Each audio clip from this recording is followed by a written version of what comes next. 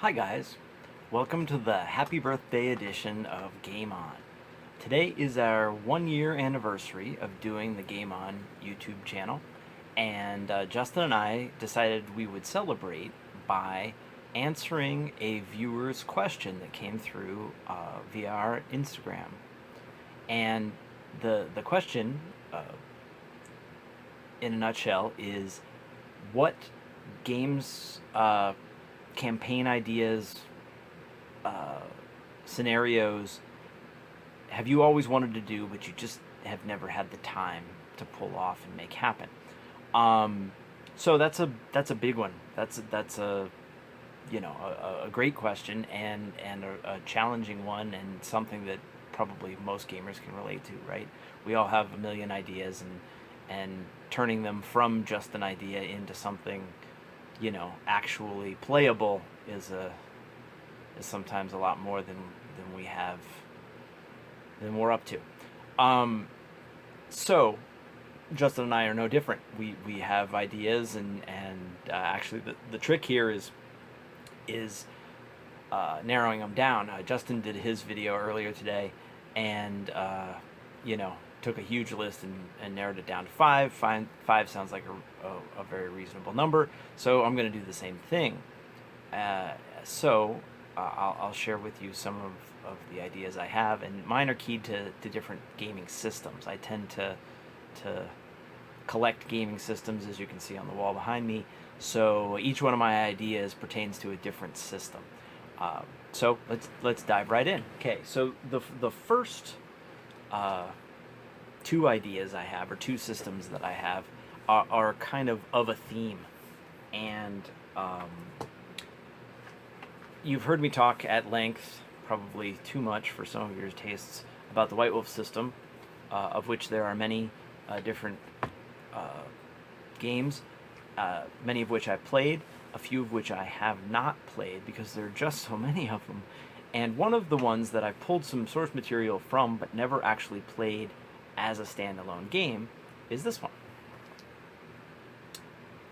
Promethean the Created. So the theme here is synthetic beings. I want to say humans, but they're not humans, right? They're created entities. Classic example from the horror genre is Frankenstein, but there are lots more. You want to go classical. You've got golems, right? And you've got futuristic stuff. You've got androids and bioroids and synthetic humans of various sorts on the sci-fi side. And this book, while it has a more horror bent to it, it covers a lot of that stuff, and it really delves into the psychology and the ethics and the social aspects of being an entity that has no rights or no self or no, isn't thought of or respected as a person. So that's fascinating to me. It has been, as in books, in movies, and so exploring that in a gaming system is very interesting to me. Obviously, there's lots of opportunities for action because you can have some, synthetic beings with some pretty extraordinary physical traits. But to me, the sort of the psychology and the ethics and the social aspects of it is more interesting.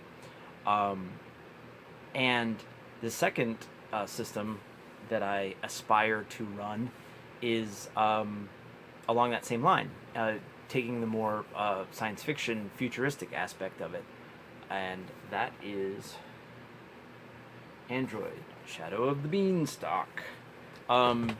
So one of my favorite movies of all time is Blade Runner, and it really delves into that sort of synthetic human being, and where's the line between human and something else, and is that an arbitrary distinction, or is there something real to it? And so playing in that world with those issues and things, especially in that sort of Blade Runner dystopian future, I'd love to. I'd love to do it, and I'd love to have players who will play the synthetic, uh, the androids, the replicants, the you know the the synthetic human beings or the synthetic other beings, um, and really delve into that is fascinating. And you can pull from more than just Blade Runner. Obviously, this covers a lot of different movie genres and book genres. Just a couple more, for example, would be, uh, like the Bishop from the Alien franchise, uh, or if you want to go with the sort of paranoid human centric version of machines and synthetics taking over. Take Terminator as a perfect example, right? That's worst case scenario from the human perspective, which justifies a lot of the atrocities and the horrible things that can befall a creature, a synthetic creature without rights, because people fear what they could do, a la Terminator. So lots of good stuff there. That's the deep end of the pool plot wise. So yeah, I have always wanted to, since I've been gaming, because I mean I saw Blade Runner when I was 9 years old, so I had no idea what it meant back then. But it I've always wanted to play in that realm, and play with those issues since then.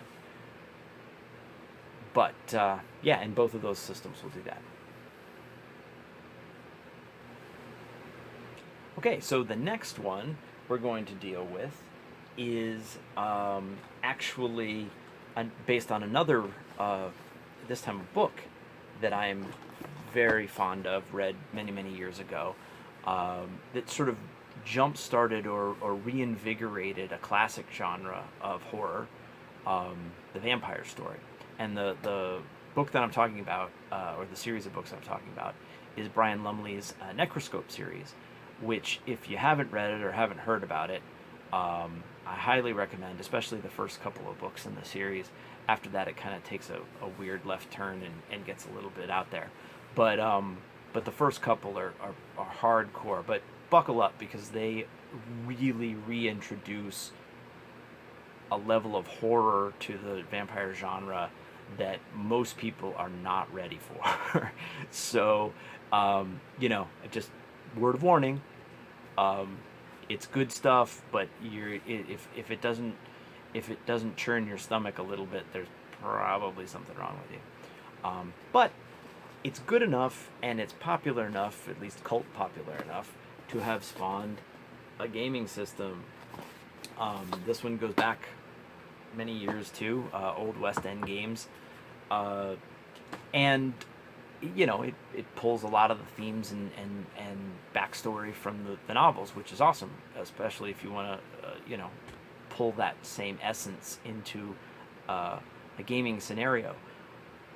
But ironically, it's not the only system that pulled from that novel, or at least the theme of that novel, and which blends hard horror vampire stuff with, oddly enough, secret agents, like spy stuff.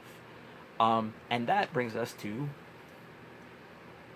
Night's Black Agents, which does that exact thing, although it's not officially connected to the Necroscope books or series. It plays in that same crossroads of genres, and arguably from a system standpoint does it better than the Necroscope system, in my opinion. The Necroscope is great for the flavor and the backstory, but the Night's Black Agents has the sort of well-designed system that keeps the game flowing. So, because I can't leave well enough alone or make things easy for myself, I want to combine the two, I guess, and make things even harder. So, yeah, what my intention is here, to run a vampire hunter spy thriller campaign, pulling from the Necroscope material, transposing it into Night's Black Agents system. And I mean, if it works, it's high drama, big time action. Just there's a lot of everything here. It's more horrible than most horror, and it's more actiony than most action. It's just a lot here, and that's actually part of the problem. Is you want to do that sort of thing right,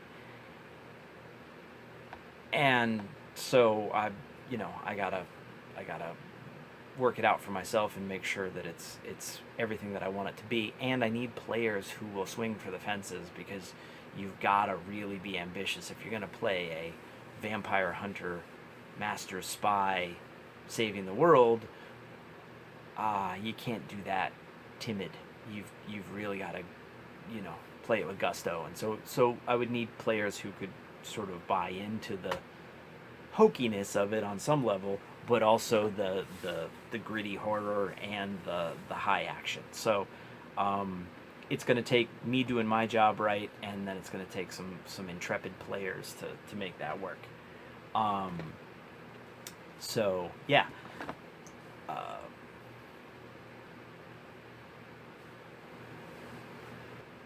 So the next idea and system that I have, also inspired by a book, but this time nonfiction, although it was written by a primarily fictional author, and I actually talked about it briefly in one of the previous videos I did on those unboxing things.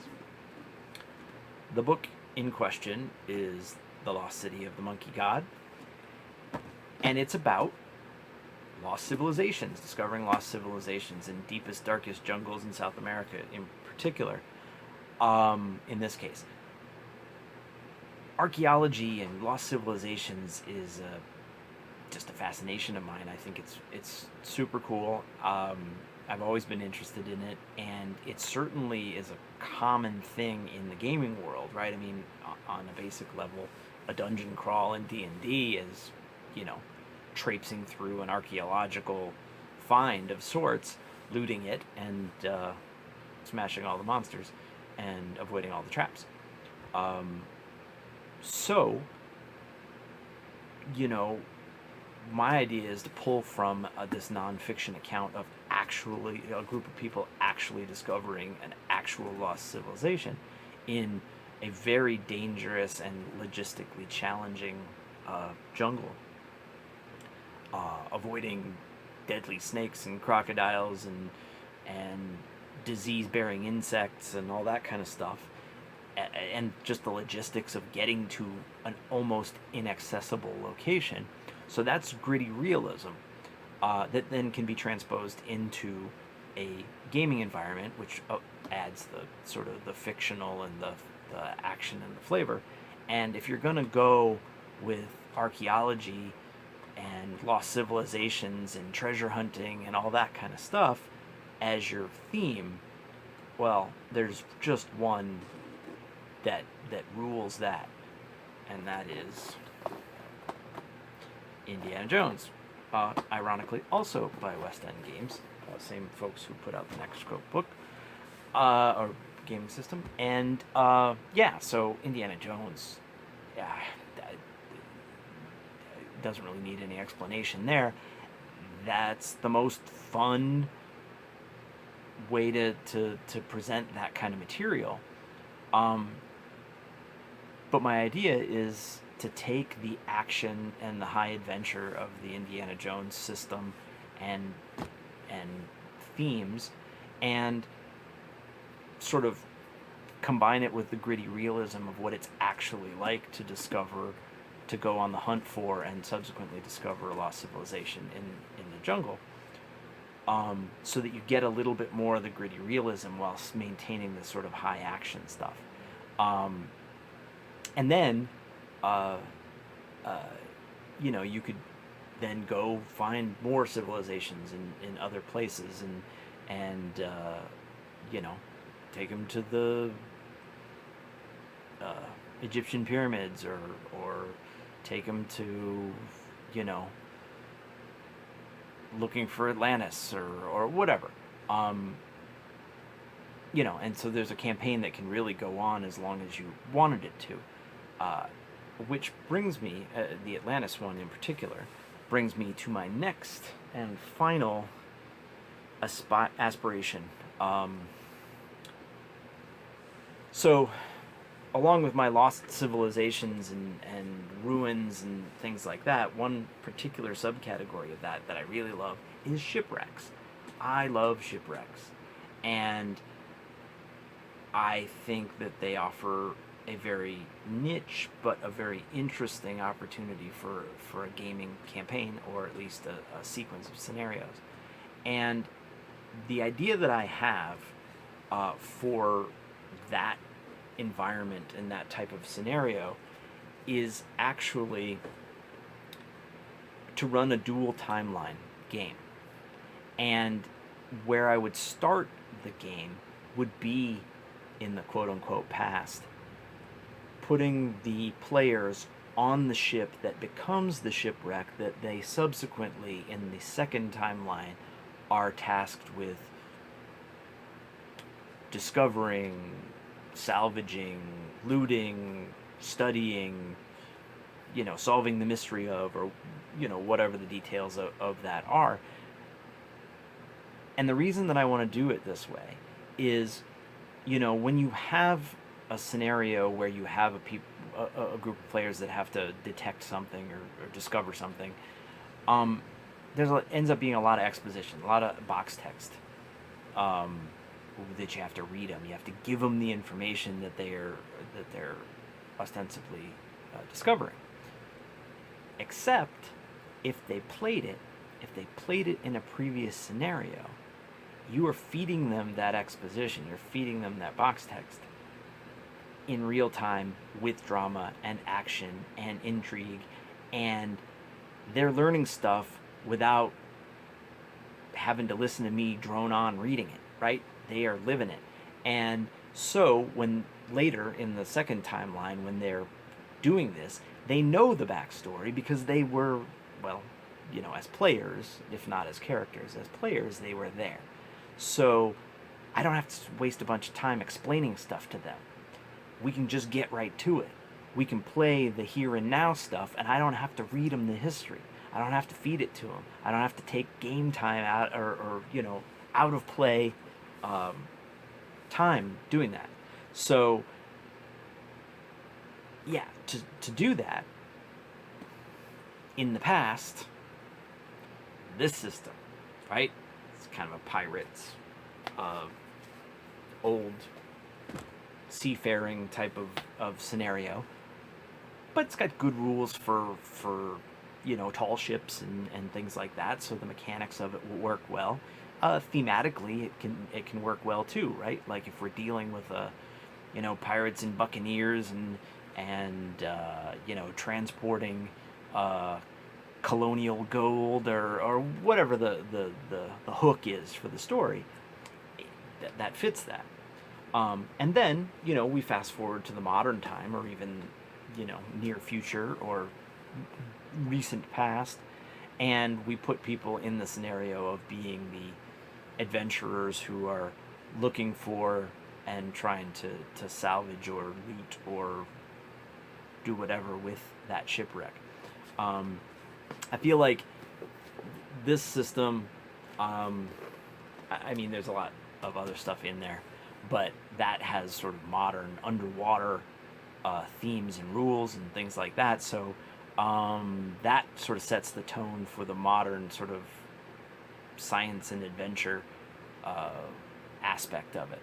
And I could have even toyed with the idea of flipping back and forth between the timelines, so that we reveal the things that happened in the past bit by playing them.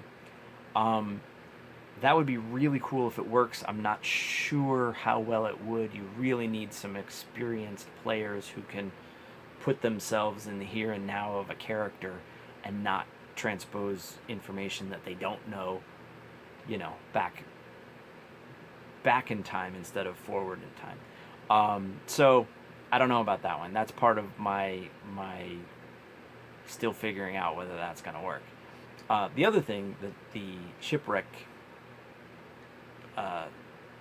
campaign could very easily become a part of the sort of archaeological Indiana Jonesy campaign, because why not have some of the lost civilizations you're discovering be, seafaring or underwater or Atlantis or whatever.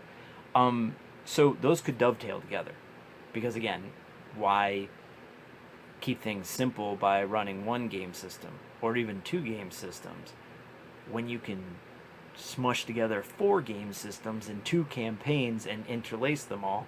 If I'm gonna do stuff that I don't have time for, I might as well, do it right. How many books can I get into the same campaign? Anyway, that has obsessed me recently. I've spent more time than I should have on, Google Earth looking at actual shipwrecks, because there's a zillion of them out there. You can actually research them. But yeah, so that's one that I'd really love to do if I ever have way more time than I'm ever going to. And that's my answer to our viewers' question about what do I wish I had time for, or what have I always wanted to do but didn't have time for. There you got. That's a decent chunk of it right there. But I hope to pull off one or two of these at least at some point in the relatively near future. But in the meantime, I'll keep dreaming, and you guys, keep watching and keep asking us questions. Send them in. Send them, comment on YouTube or the Instagram or the Facebook page or wherever, any way that you can reach us and ask us questions and give us feedback and critique us, and somebody tell me I'm an idiot for trying to do these grandiose schemes. If you want to, that's all good, man. This year has been fantastic. We've had so much fun. We've learned a lot and grown a little, and have big plans for year number 2 and beyond. So we hope you guys stick with us and continue to enjoy. And so thanks for making our happy birthday celebration happy. And until next time, guys, game on. And thanks for watching.